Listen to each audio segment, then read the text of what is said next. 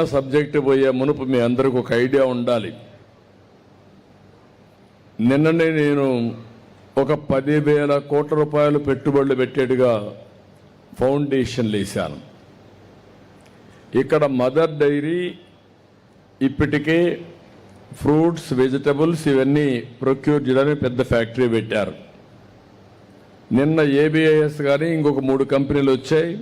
వాళ్ళు poultry air conditioned environment control చేసి మొత్తం కూడా పెట్టే పరిస్థితికి వచ్చారు.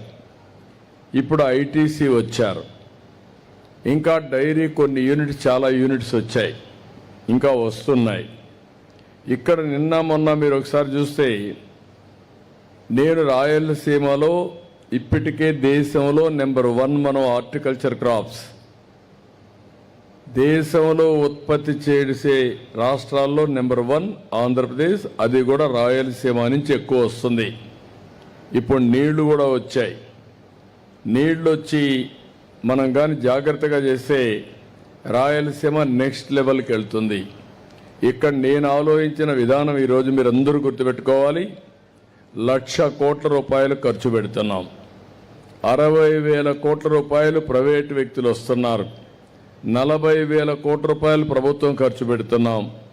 దీనికి నీళ్లు, లేకపోతే రోడ్లు, ఇరిగేషన్ ప్రాజెక్ట్స్, అదే మరి బ్యాక్వర్డ్ ఇంటిగ్రేషన్, ఫార్వర్డ్ ఇంటిగ్రేషన్ కింద హార్టికల్చర్ తీసుకొస్తున్నాం.